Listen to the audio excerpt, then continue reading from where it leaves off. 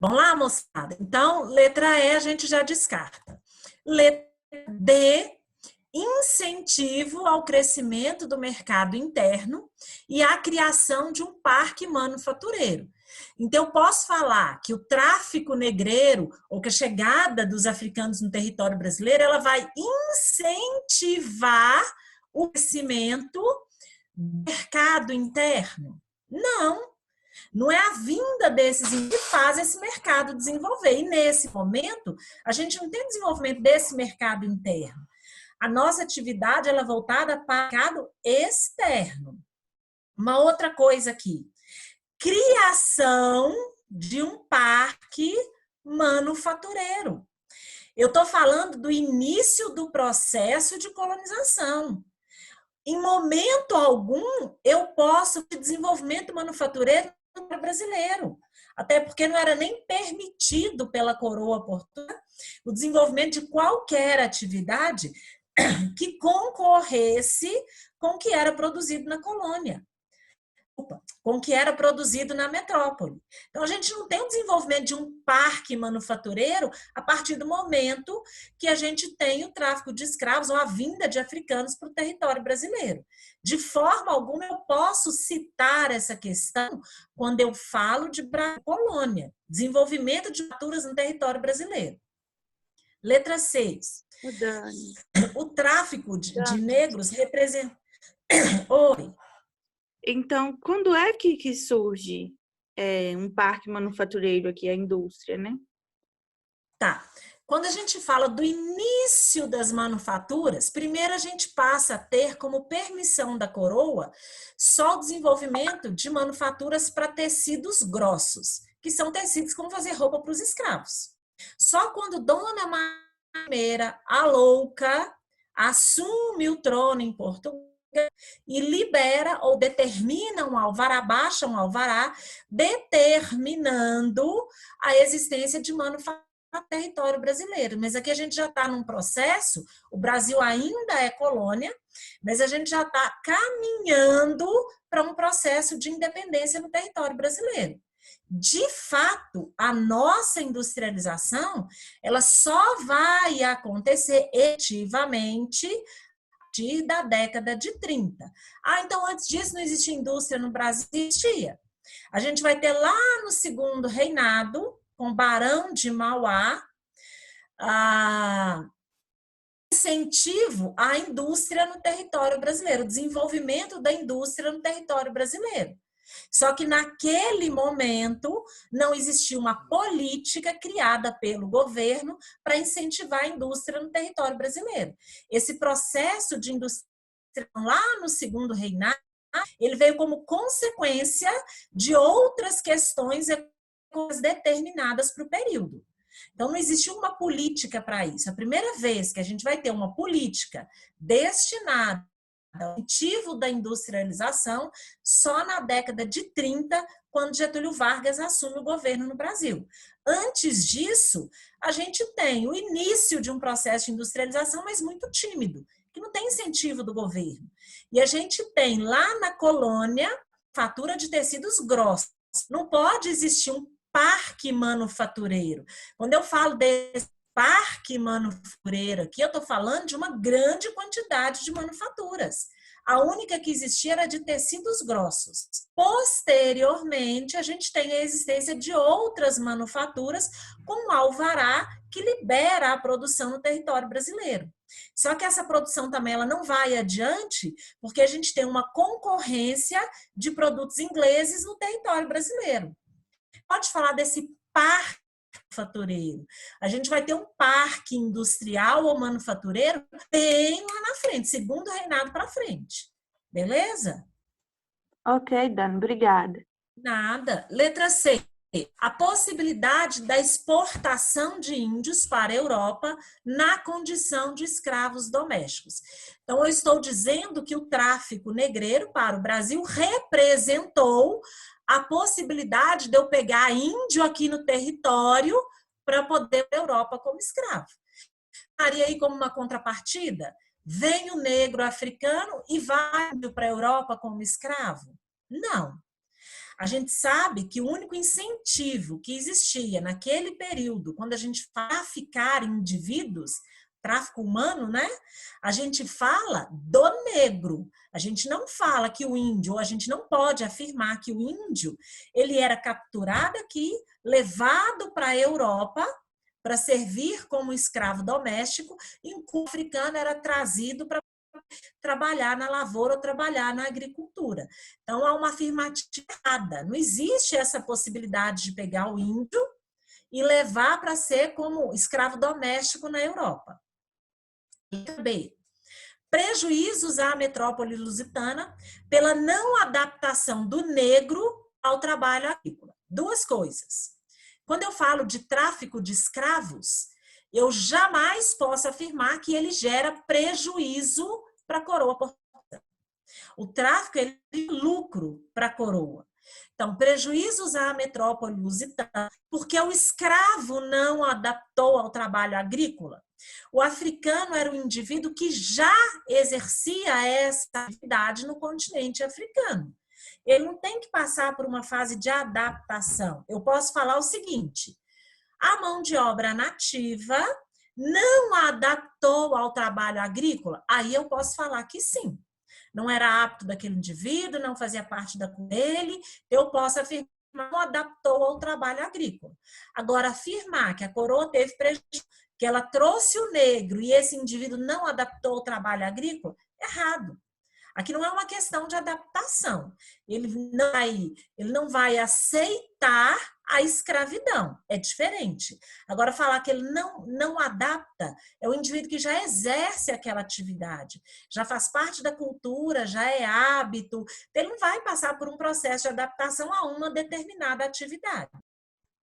Na letra, o tráfico de escravos representou para a e também para a metrópole certa lucratividade para a metrópole, favorecendo a acumulação de capitais.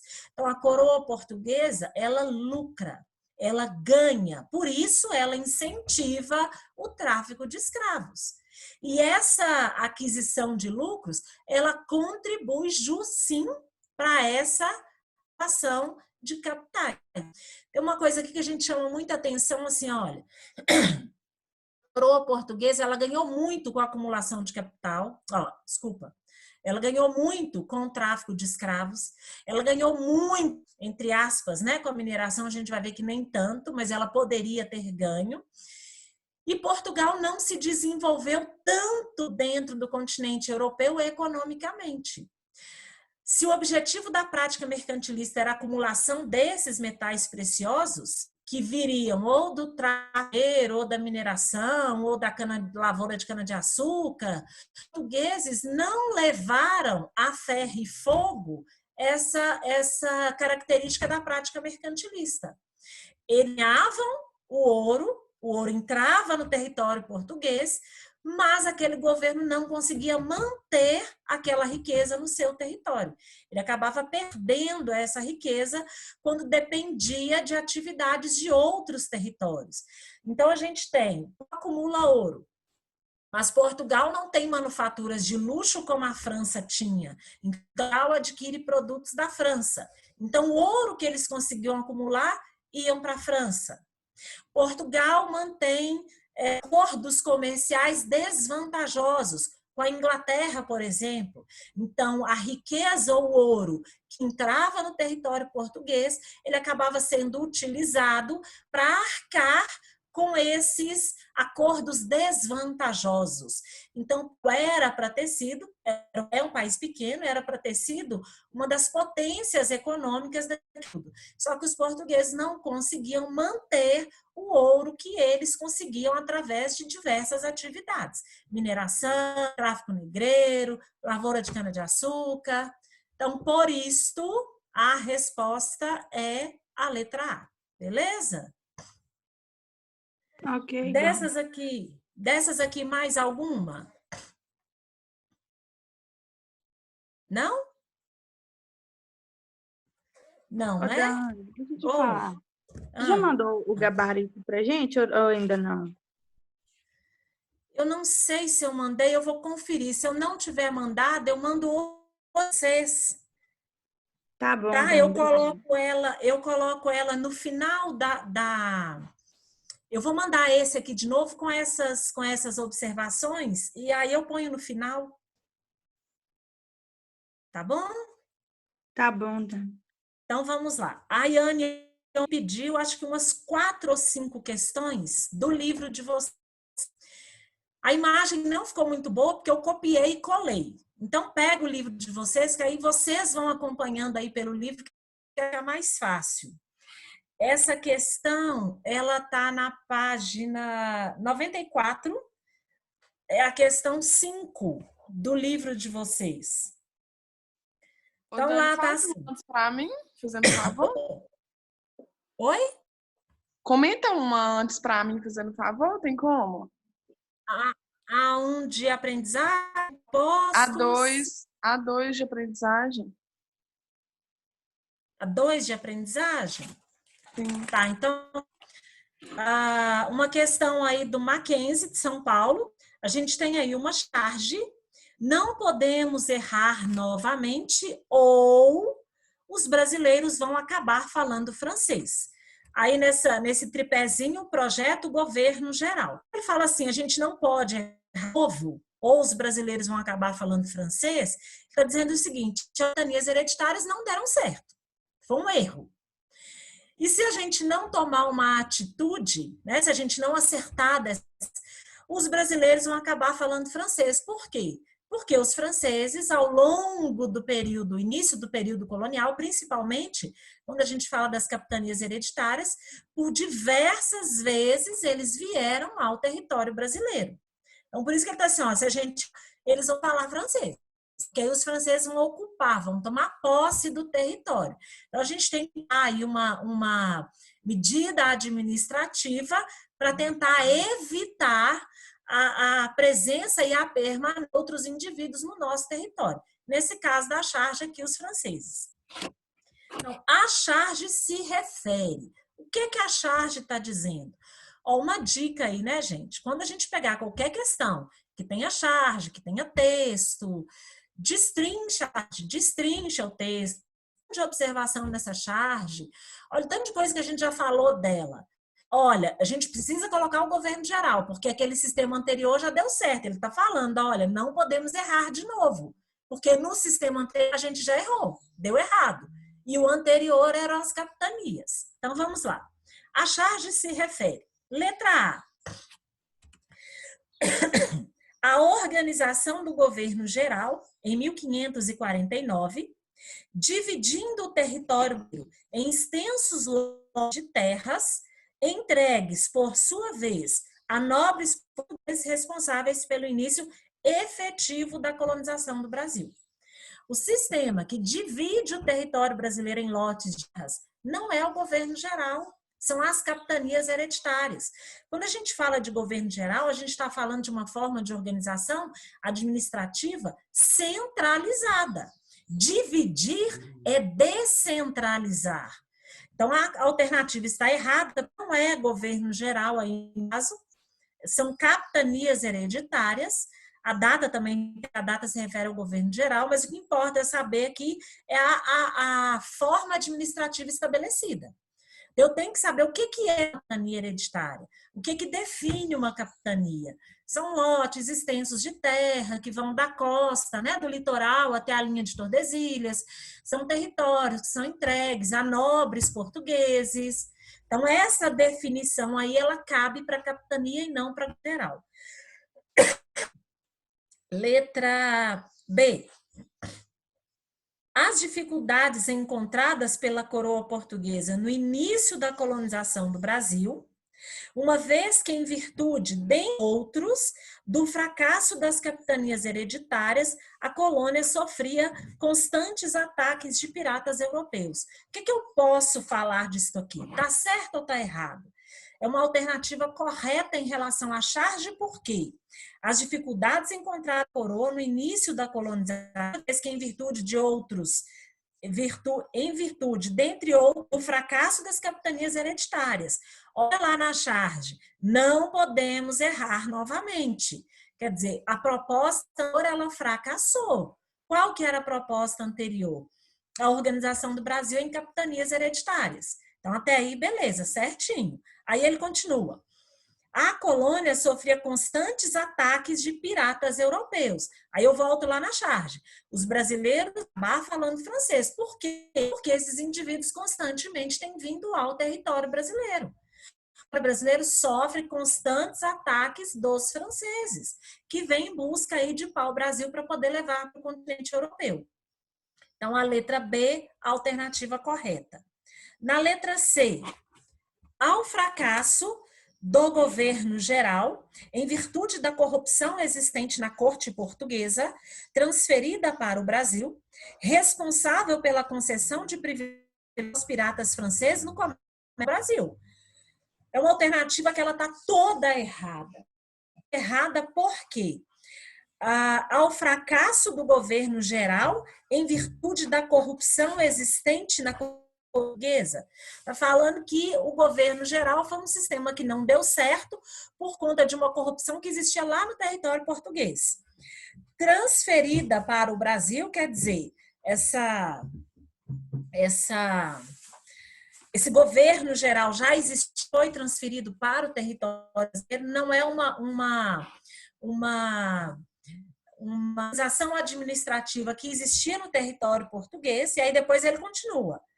Responsável pela concessão de privilégios aos piratas franceses no comércio do pau-brasil.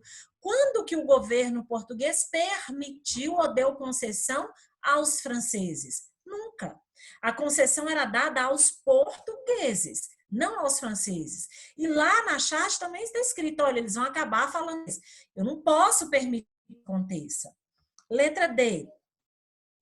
A charge refere ao governo geral responsável pela efetivação da colonização brasileira por meio de incentivos aos bandeirantes paulistas para que ultrapassassem os limites de Tordesilhas e expulsassem os piratas franceses fixados no litoral.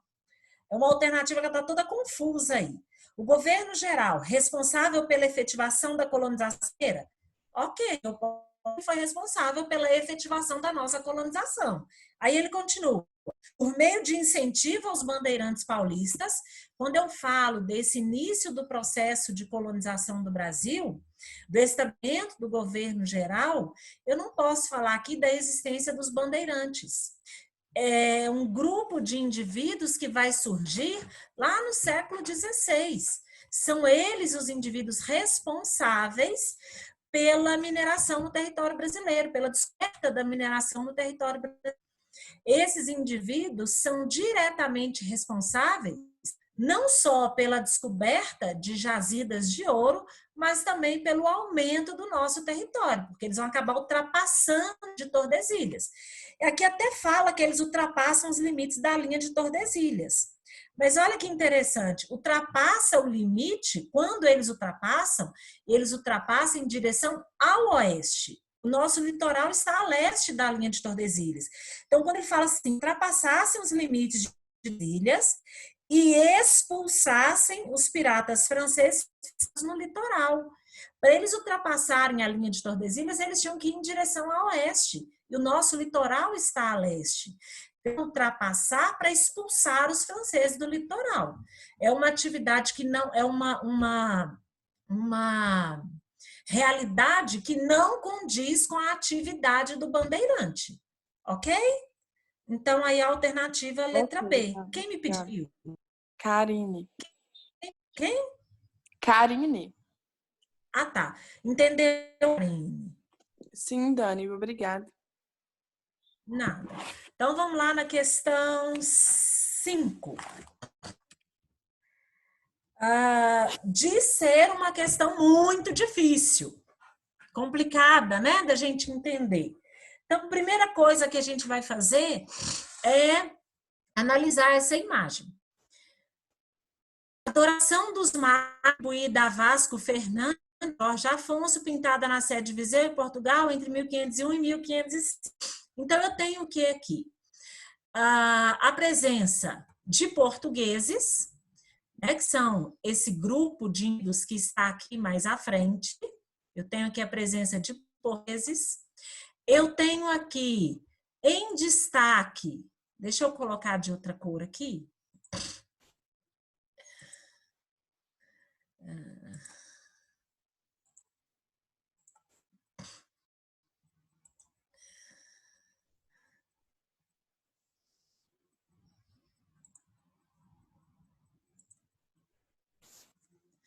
Eu tenho aqui, opa, peraí. Eu tenho aqui em destaque um nativo. Eu tenho do lado de cá a presença de portugueses e do lado de cá a presença de um nativo. Se eu observar esse nativo, olha que a vestimenta dele não condiz com a realidade dele, com a cultura deste indivíduo. Ele está aqui trajando, está aqui vestido conforme uma tradição portuguesa. Esse indivíduo está de roupa, né? Ele está utilizando uma outra coisa. A imagem está falando aqui, adoração dos magos. Aqui eu tenho a presença de um recém-nascido. Ele está aí no colo da Virgem, né? No colo de Nossa Senhora. Seria essa a representação. Esse indivíduo, ele representa um dos reis magos. E ele está no lugar daquele rei mago negro, né? A gente tem lá 3 reis magos, um deles é negro. E esse índio está justamente na posição desse rei mago. Então, vamos lá na questão. Com base nas informações dessa imagem e em outros conhecimentos sobre o assunto, então a gente tem que ter 2 coisas aqui. A gente tem que olhar ou retirar informações da imagem e também baseados em conhecimentos que a gente tem esse assunto. É incorreto afirmar que a descoberta do Novo Mundo, e particularmente do Brasil, levou os portugueses a representar. Então, o que está errado? O que eu não posso afirmar a respeito da descoberta do Novo Mundo? Como que os portugueses vão representar essa descoberta? Então, o que está errado eu afirmar a respeito da descoberta do Novo Mundo portugueses, tendo como base esta imagem aqui? Letra A. A América e sua população, desculpa, eu vou pegar pelo início da questão. Levou os portugueses a representar a América e sua população, novidade com que se defrontavam, inserindo-as em quadros mentais antigos. Isso está certo? Tá. Se eu pegar essa questão, olha como que o português, olha como o índio é representado nessa imagem.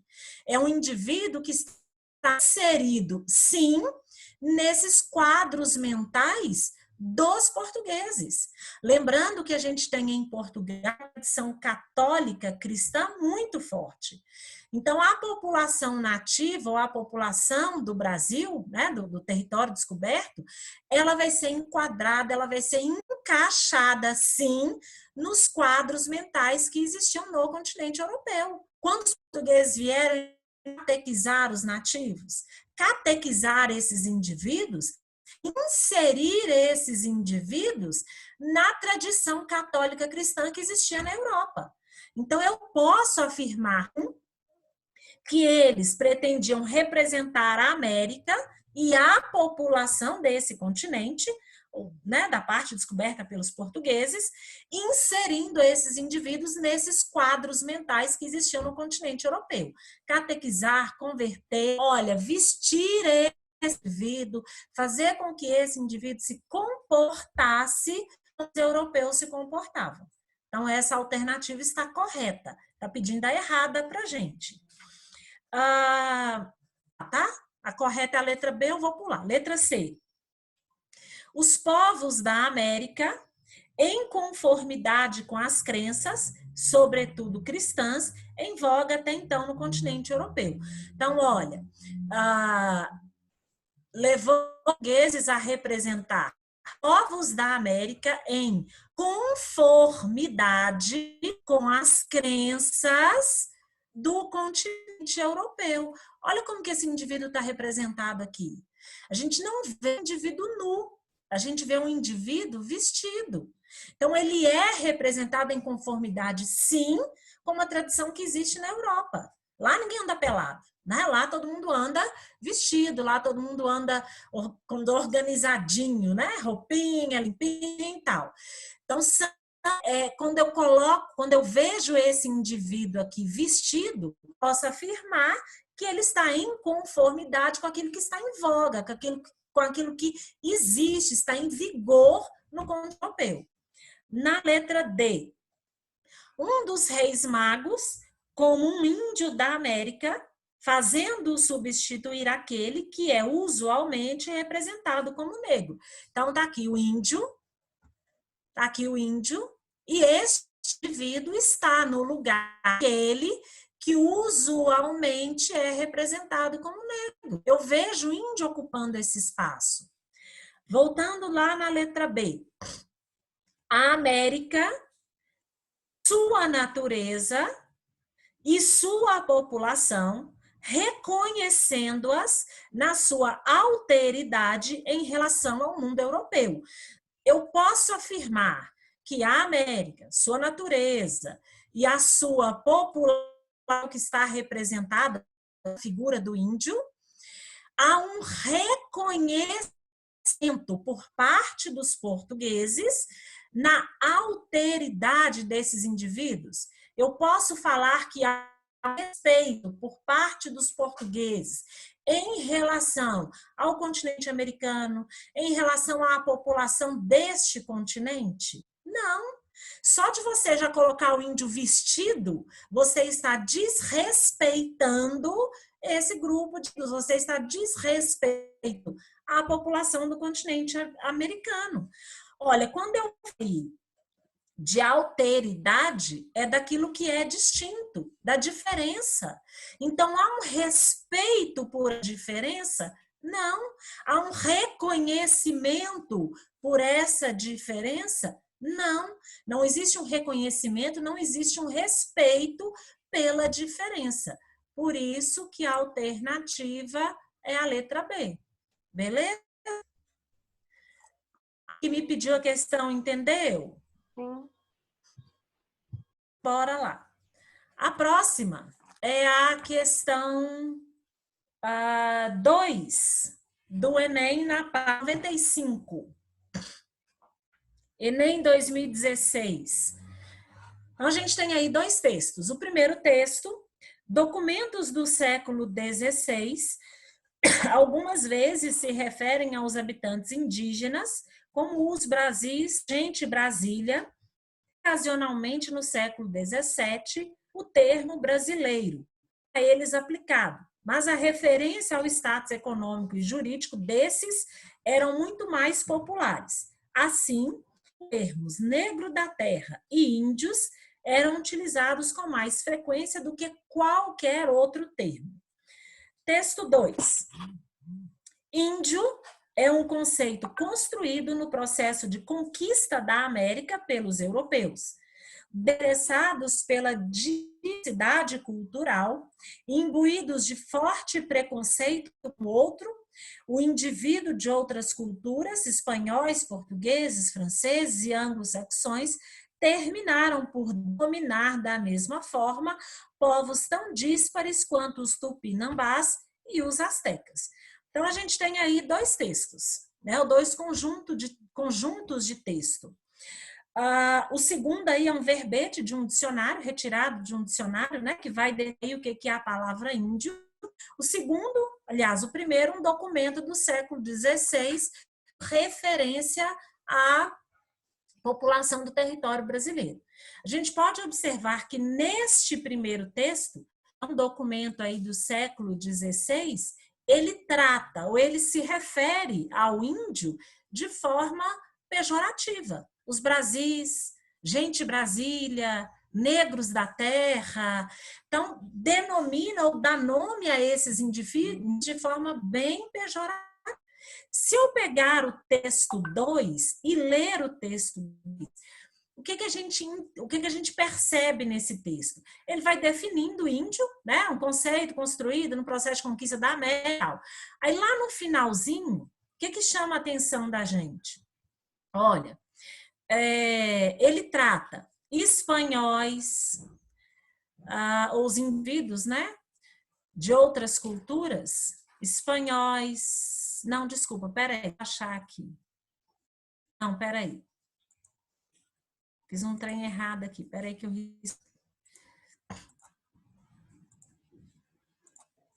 Esses indivíduos, espanhóis, portugueses e franceses, tratam ou denominam, né? Tupinambás e astecas da mesma forma. Se a gente analisar esse texto, não há um respeito à essência, há um desinteresse por parte dos portugueses, dos franceses, dos ingleses, é tudo índio. Não importa se é Tupinambá, Goitacazes, se é Caeté, se é Guaicurus, não importa, é índio. E a gente sabe que cada uma dessas tribos ou cada um desses grupos de indivíduos, eles têm particularidades. Eles têm algo que os diferenciam. E aqui eles pegaram esses indivíduos e colocaram tudo no mesmo saco como se fosse uma coisa só. Desrespeitando, mostrando desinteresse em relação a essas diversidades ou em relação a essas diferenças desses indivíduos. Então, vamos lá na questão. Ao comparar os textos, as formas de designação dos grupos nativos pelos europeus durante o período analisado são reveladoras da letra A, concepção idealizada do território, entendido como geograficamente diferenciado. Se eu pegar esses dois textozinhos aqui, eu não posso levar em consideração só um, eu tenho que analisar o conjunto dos textos. Se eu pegar esses dois textos, eu posso afirmar que, de acordo com eles, existe uma concepção idealizada do nosso território? Que existe durante esse período, né, o entendimento de que nosso território é geograficamente indiferenciado. Se eu pegar esses dois textos aqui, eu estou falando, ou eu posso perceber aqui,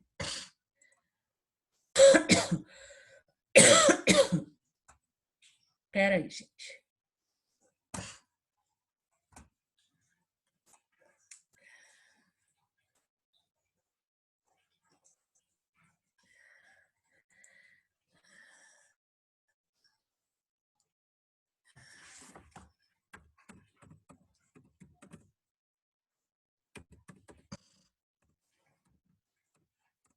Eu posso perceber aqui a presença do etnocentrismo. O português, ele olha pelo ponto de vista dele. Ele é superior a esses indivíduos aqui. Esses indivíduos aqui não são os indivíduos que estão no centro, olha, é do europeu para cá. Não ao contrário. Falo assim, concepção idealizada do território. Eu percebo essa concepção, ou essa concepção idealizada dentro desses dois textos? Não. Ele não está falando de território aqui. Ele está falando de um grupo de indivíduos. Tanto no primeiro quanto no segundo texto, ele se refere a pessoas, a indivíduos. É a visão do europeu em relação à população local. Na letra B, percebe corrente de ancestralidade comum às populações ameríndias. Então, se eu voltar nesses dois textos aqui, eu posso afirmar que há uma percepção de uma ancestralidade comum entre esses grupos de indivíduos? Não. Se eu pegar os dois textos, eu não vou perceber essa definição dessa ancestralidade comum entre esses indivíduos.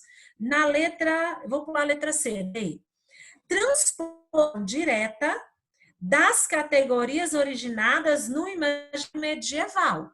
Quando eu volto e analiso esses dois textos aqui, eu posso afirmar que há uma transposição de categorias ou de grupos que se originaram lá no mundo medieval. Os dois textos, eu volto a afirmar, eles estão representando uma visão que o europeu tem em relação à população nativa. Opa!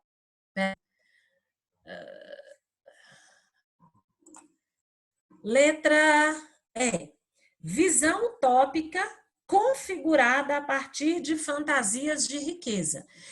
De novo, se eu pegar essa alternativa e voltar nesses dois textos, eu percebo essa visão utópica configurada no texto?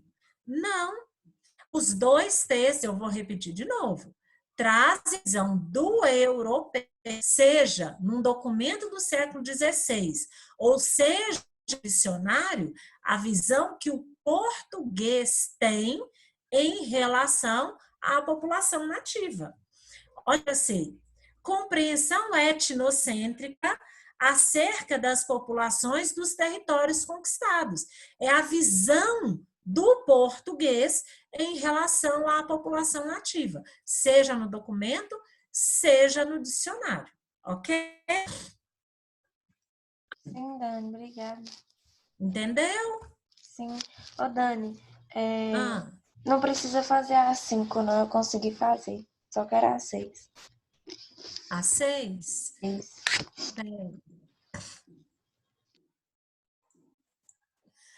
Vamos lá.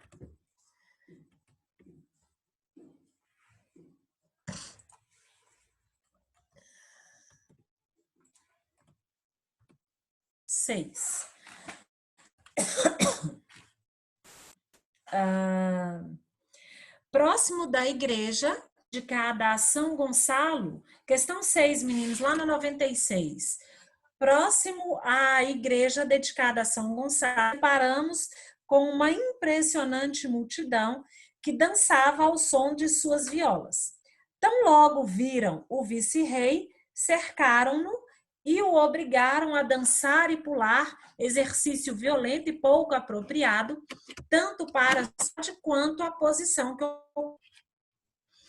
tivemos nós mesmos que entrar na dança, por bem ou por mal, e não deixou de ser interessante ver numa igreja, padres, mulheres, frades, cavalheiros e escravos, a dançar e pular misturados e a gritar a plenos pulmões: Viva São Gonçalo do Amarante!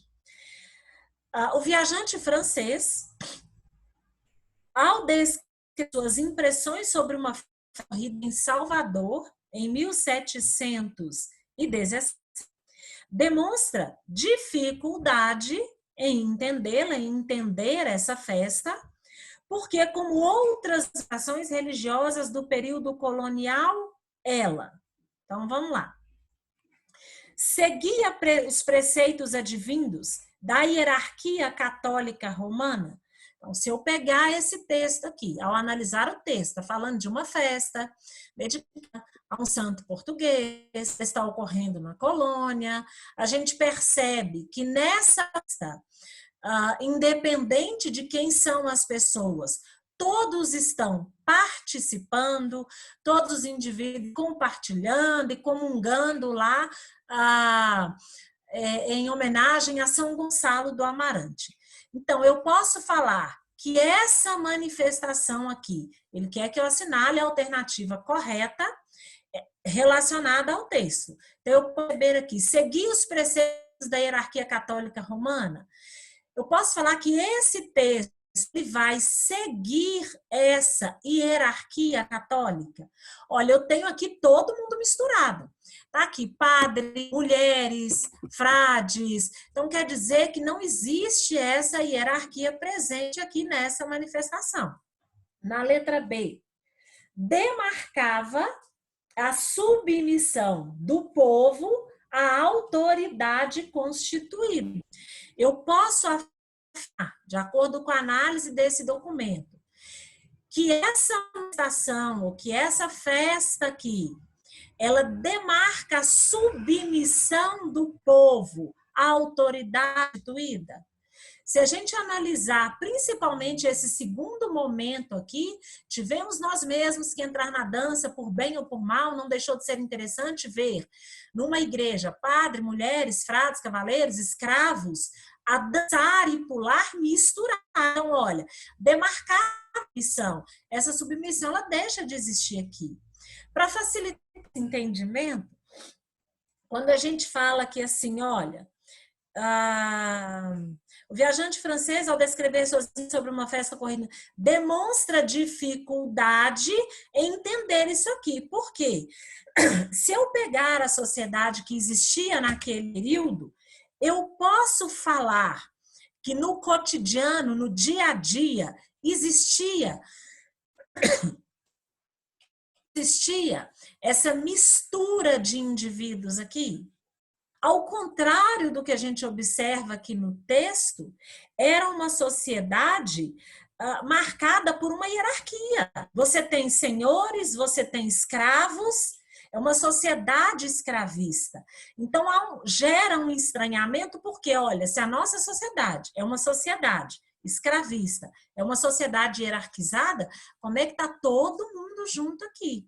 Porque esses indivíduos estão todos, vamos dizer assim, juntos e misturados, né? Quando eu falo desse pares, frades, cavaleiros e escravos, isso quebra aquela lógica que existia em relação àquela sociedade da hierarquia escravista. Vamos lá na letra C. Definia o pertencimento dos padres às camadas populares.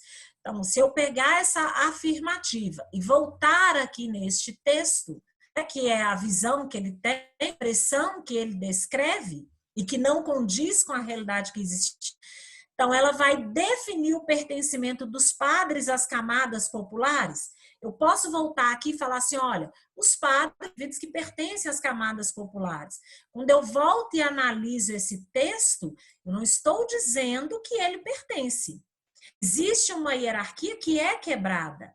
Próximo da igreja, deparamos com uma impressionante multidão que dançava as violas. Então, o vice-rei cercaram e obrigaram-no a dançar. Uma hierarquia, mesmo que esses indivíduos participem, ela está presente. Na realidade, o que a gente tem aqui? A junção, a união desses indivíduos para compartilhar e comungar um santo. Nessa questão religiosa, não importa se ele é padre, se é mulher, se é frade, se é cavaleiro, se é escravo. Quando a gente faz essa questão religiosa, os indivíduos se unem para comungar um santo por território brasileiro. Letra E. Harmonizava as relações sociais entre escravos e senhores. Eu posso afirmar que há uma harmonia entre esses indivíduos ao fazer a leitura e análise do texto. Esses indivíduos estarem unidos para comungar a um santo não significa eu afirmar que vai existir uma harmonia de relações entre senhores e escravos. Continua sendo senhor, continua sendo escravo. Não há uma harmonização desses indivíduos. As individualidades desses grupos sociais, elas permanecem, elas continuam existindo. Elas não são esquecidas, elas não são isoladas. Esses indivíduos só estão se unindo por uma questão religiosa. Para B, afirmava um sentido comunitário de partilha de emoção, ou seja, tanto padres, quanto mulheres, quanto frades, quanto cavaleiros, quanto escravos, vão partilhar a devoção a um santo, São Gonçalo do Amarante. Ayane, ok? Sim, Dani, obrigada. Beleza. Meninos, a gente finalizou aqui a correção dos vícios. E aí, a gente vai começar B5. Deixa só eu pegar aqui. Vai começar a frente B5 do livro de vocês, que está lá na página 53 do livro 2 de você. Oi. Antes de você começar, você podia fazer a 3 do Enem, da página 95? Deixa eu voltar aqui, deixa eu pegar aqui, peraí.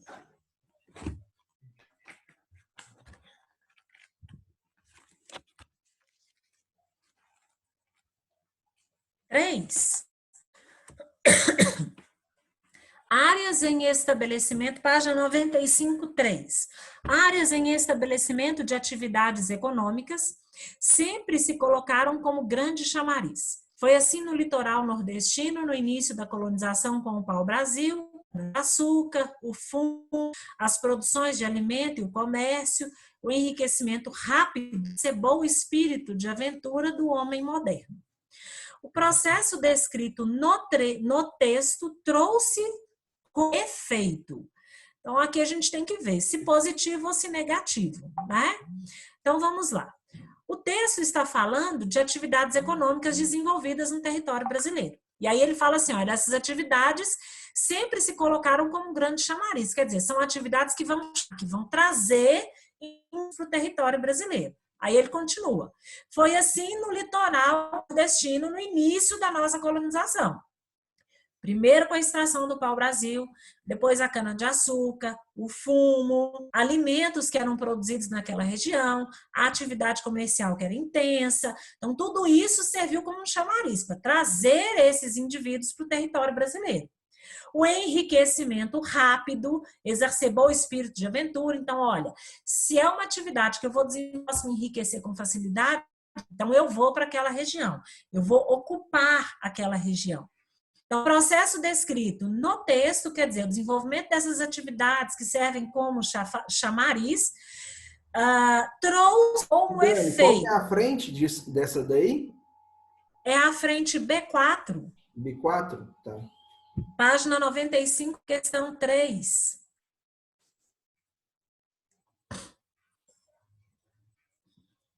Então, vamos lá. O processo descrito no texto, ou seja, atividades econômicas, trouxe como efeito, trouxe como resultado para a nossa colonização. Letra A.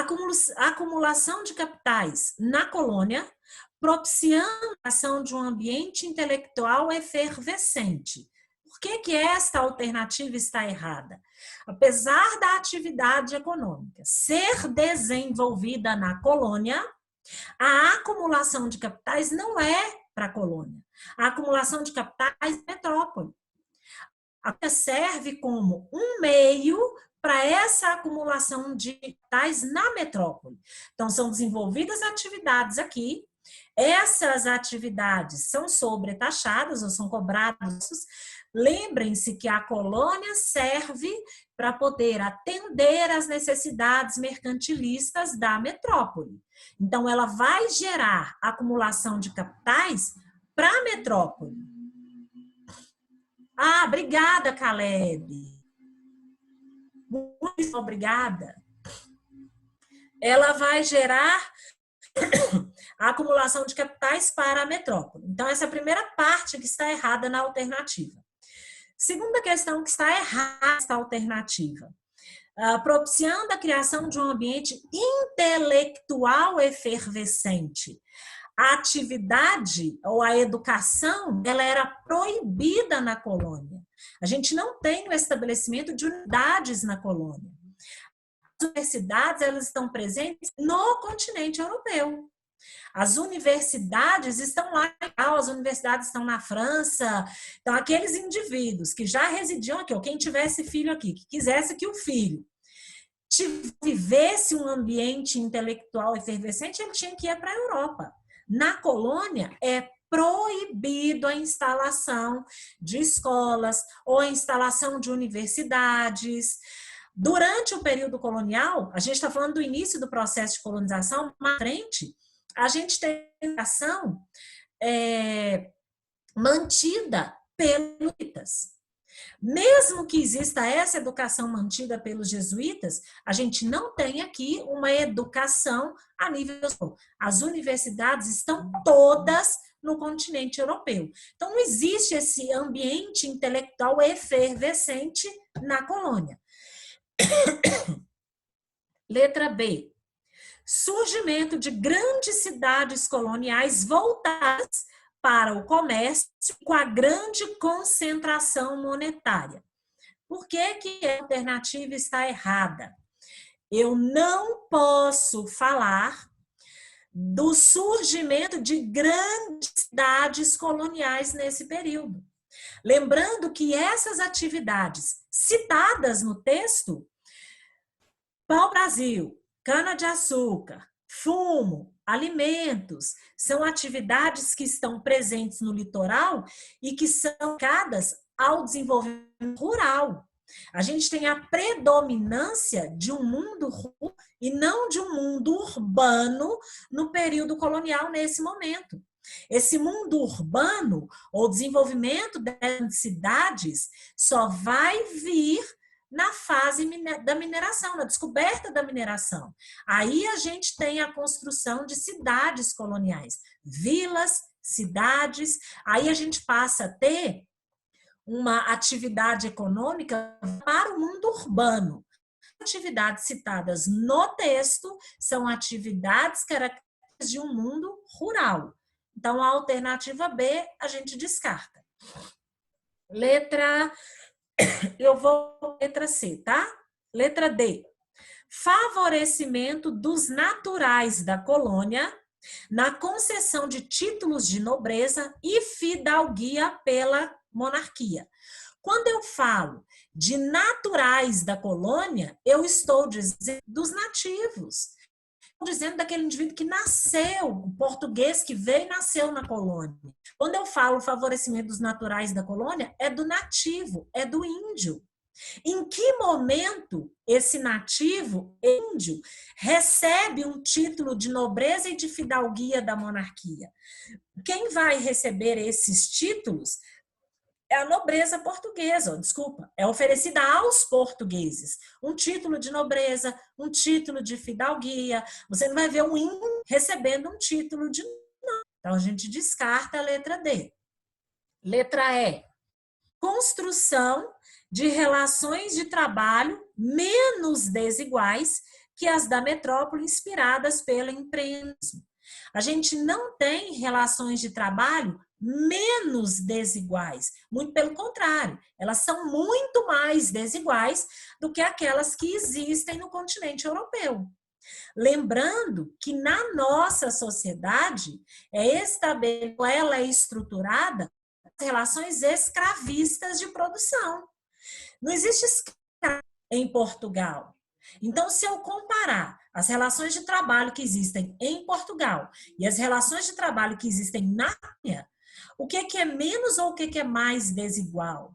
Quando sai de Portugal e atravessa o oceano e chega no continente americano, essas relações elas se tornam muito mais desiguais do que aquelas que existiam no continente europeu. Então, a gente descarta a letra E. Letra C. Concentração da população na região litorânea, facilidade de escoamento da produção. A questão ela já nos dá essa definição. Quando eu falo de litoral, cana-de-açúcar, litoral, fumo, litoral, atividade comercial, litoral. E por que o litoral? Porque facilita eu escoar essa produção para o continente europeu. Facilita eu ter uma relação comercial mais intensa com o mundo europeu. Por isso, a alternativa, letra C. Concentração da população na região litorânea. Por conta dessas atividades desenvolvidas no período, se eu tivesse falado assim, se não existisse, se fossem outras atividades, mineração, criação de gado, drogas do sertão, eu poderia afirmar que a população estava concentrada no litoral? Não, ela estaria no interior do território. Mas são atividades desenvolvidas no período colonial no litoral do território brasileiro. Por isso, a alternativa correta é a letra C. Ok? Ok, meninos? Obrigada. Nada. 8 minutinhos. Tem mais alguma?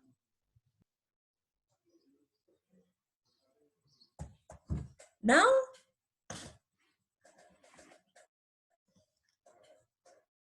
Né? Então, vamos lá.